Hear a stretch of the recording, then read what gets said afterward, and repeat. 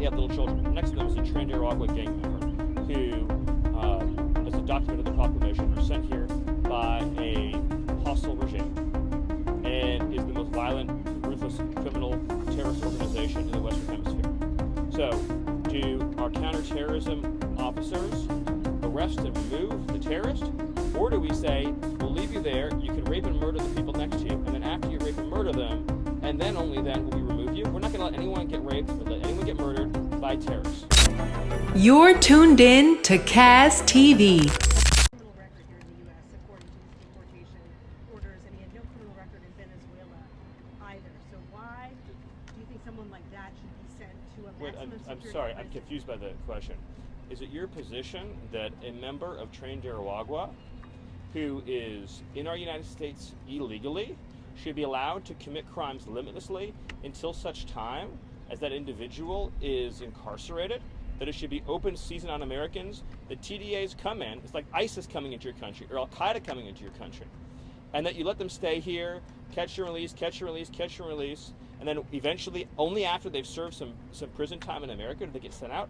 Our job is to send the terrorists out before anyone else gets raped or murdered. Other questions? The protest outside the White House last night featured Palestinian flags, but also I saw Hamas flags flying outside the White House. Does this administration believe that the flying of these flags could be a national security risk outside the White House? Well, I'll reframe the question to just say that the administration continues to take the view that any foreign nationals who are visiting our country are prohibited from supporting any designated terrorist organization such as Hamas. Any other questions? Is President Trump still calling for the impeachment of Judge Boasberg in this case, despite what Chief Justice Roberts said yesterday? Of course the president stands by his comments, absolutely, as do we all, as does the entire administration.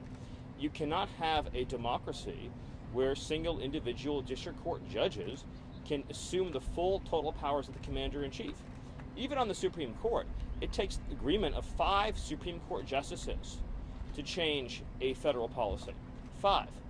A single district court judge out of 700 cannot set policy for the entire nation, let alone on national security and public safety issues.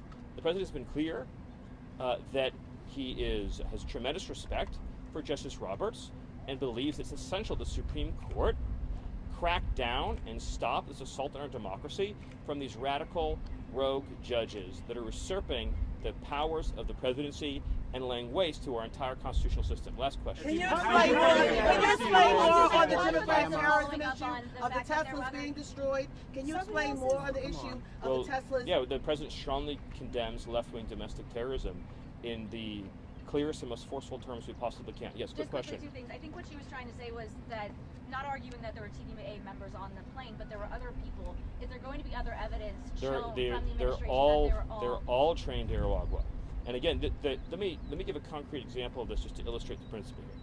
Let's say that you have a family living in a neighborhood, and next to them, they have little children. Next to them is a Nicaragua gang member who, as a document of the proclamation, are sent here by a hostile regime and is the most violent, ruthless, criminal, terrorist organization in the Western Hemisphere.